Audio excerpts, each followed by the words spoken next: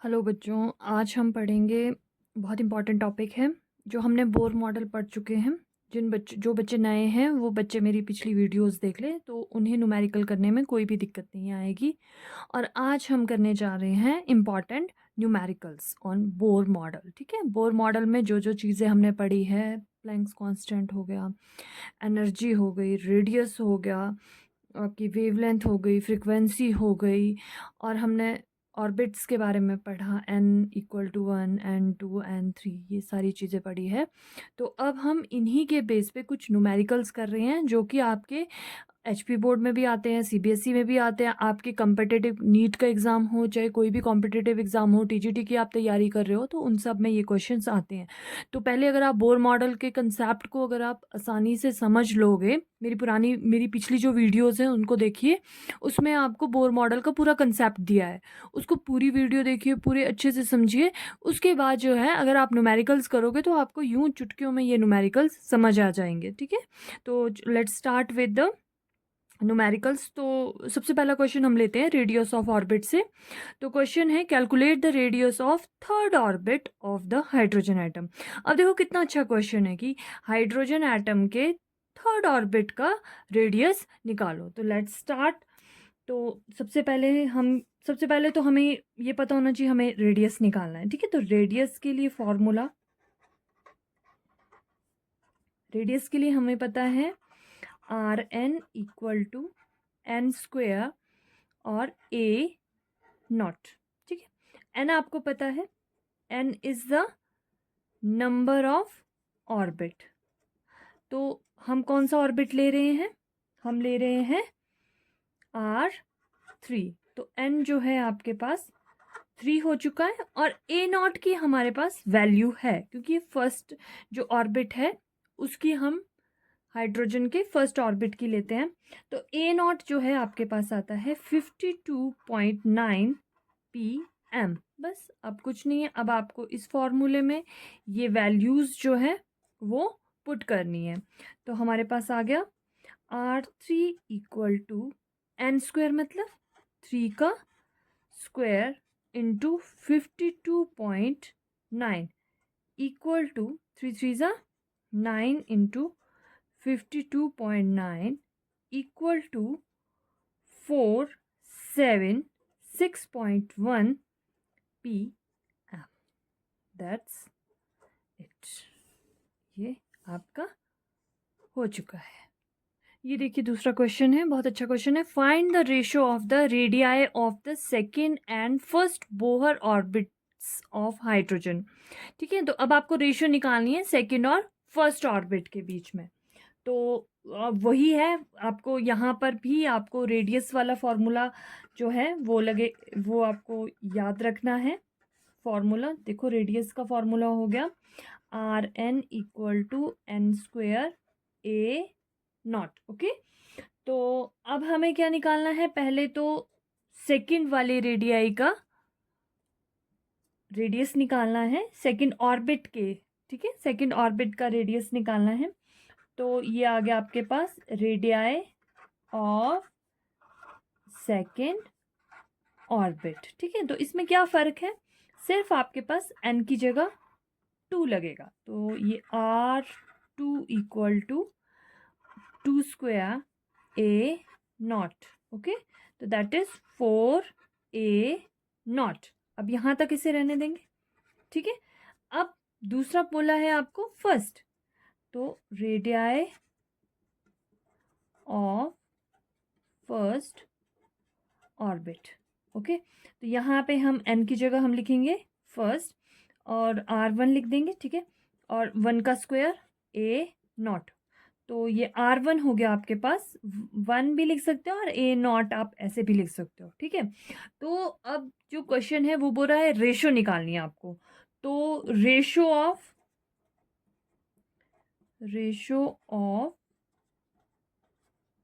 Radii of second and first orbit. Okay, तो now ये हमारे पास हो गया। तो बस अब हमें क्या लिखना है, ये नंबर 1 है, ये आपके पास नंबर 2 है। दोनों का रेशियो निकाल दो। R2 अपॉन R1, आपको पता है ये R2 है, ये R1 है। ठीक है, रेशियो हम किस तरह से निकालते हैं, अब बड़ी क्लासेस से बताने की ज़रूरत नहीं है। 4A0 और यहाँ पे खाली A0। ओके, तो अब आपके पास A0 कैंसिल हो गया, तो यहाँ 1 ही लेंगे हम। तो रेशो आया है हमारे पास ये R2 ratio R1 equal to आपके पास 4:1। That's it. Now next question is related to energy के कंसेप्ट से लेते हैं। तो देखिए question, calculate the energy of an electron in the third orbit के इलेक्ट्रॉन की एनर्जी निकालनी है आपको। ठीक है, तो हम पढ़ चुके हैं, तो अब एनर्जी के लिए क्या फॉर्मूला लगेगा। अब ये R1 वाला RN वाला तो लगेगा नहीं, ठीक है, रेडियस तो निकालना नहीं है। एनर्जी का मतलब हो गया EN इक्वल टू -2.18 इंटू 10⁻⁻18। तो जिसने भी वीडियोस नहीं देखी है वो प्लीज़ जाकर पहले मेरी वीडियोस देखें, तो उन्हें पता चल जाएगा ये फॉर्मूला कहाँ से आया है। ठीक है, उसमें पूरा बताया है। और ये n स्क्वायर, तो this is the formula for energy of electron. और अब यहाँ पर क्वेश्चन उठता है n का। तो आपको पता है n आपके पास 3 है, क्योंकि थर्ड वाले ऑर्बिट की आपको इलेक्ट्रॉन की एनर्जी निकालनी है। तो बस अब En की जगह 3 लिख देंगे, E3 इक्वल टू माइनस, और ये नेगेटिव साइन का भी मैंने वीडियो में बहुत अच्छी तरह से बताया है, तो जाकर पहले वो वीडियो देख ले। ठीक है, इंटू 10⁻⁻18। अच्छी लगे तो मेरे चैनल को लाइक करो, सब्सक्राइब करो, ज़्यादा से ज़्यादा शेयर करो, जिससे कि मैं मोटिवेट होकर और अच्छी अच्छी वीडियोस जो है आपके लिए, बहुत अच्छे अच्छे से क्वेश्चंस जो है आपके लिए बना कर लाऊं।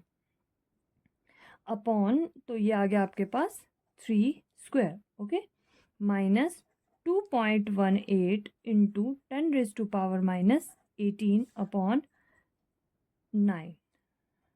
ओके, और ये आपके पास आ गया E3, और इसको जब हम कैलकुलेट करेंगे तो ये आएगा -2.42 इंटू 10⁻⁻19 जूल। और किसी को भी कोई भी प्रॉब्लम आती है, कोई भी चीज़ समझ नहीं आती है, प्लीज़ कमेंट करें। कमेंट में आपको आसानी से मैं फिर उसके बाद उस पर वीडियो बना के मैं समझा सकती हूँ। जैसे आपको ये सॉल्व करना नहीं आ रहा है तो प्लीज़ कमेंट में।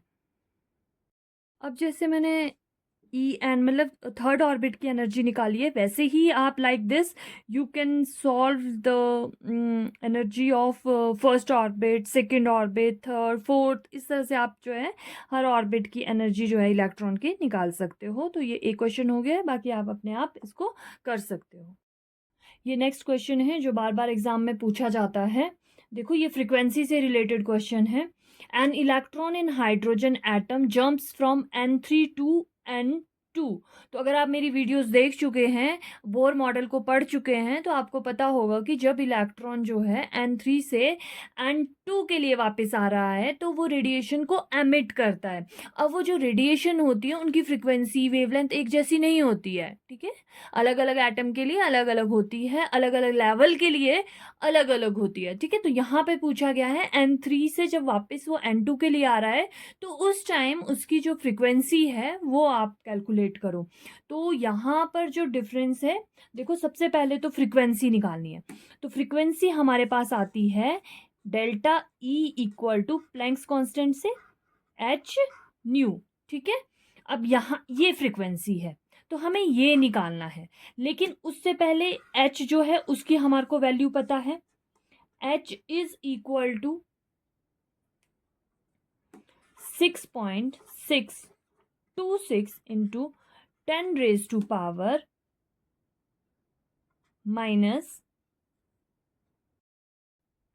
तो ये होती है आपके पास -34 जूल सेकेंड। ठीक है जी, ये तो सॉल्व हो गई। अब हमें निकालना है delta E.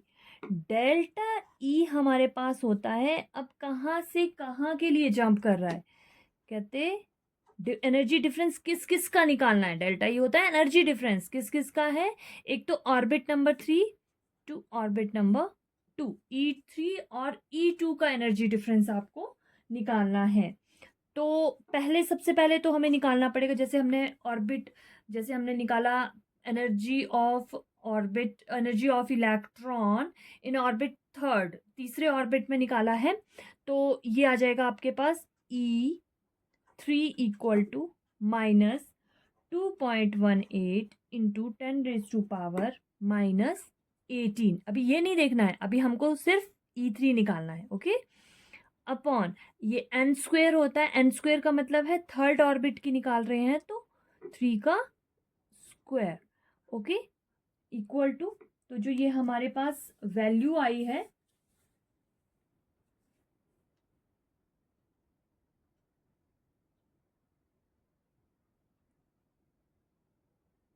-2.42 into 10⁻⁻19 joule, right.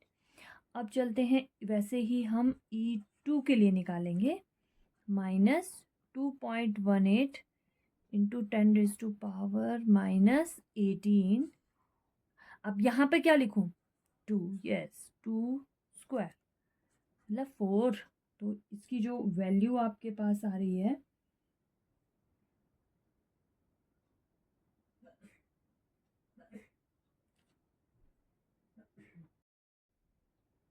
इसकी वैल्यू आई आपके पास -5.42 इंटू 10⁻⁻19 जूल। ये देखिए, अब आपके पास E3 की वैल्यू भी आ चुकी है और आपके पास E2 की वैल्यू भी आ चुकी है। अब आपको इन दोनों वैल्यूज़ का डिफरेंस निकालना है। तो हमारे पास delta E is equal to E3 minus E2 equal to -2.42 into 10⁻⁻19। अब देखिए यहाँ पे माइनस है और आपकी जो वैल्यू आई है वो माइनस में आई है, 5.42 इंटू 10⁻⁻19। तो ये माइनस माइनस प्लस हो जाता है और पूरी वैल्यू जो है वो माइनस हो जाती है।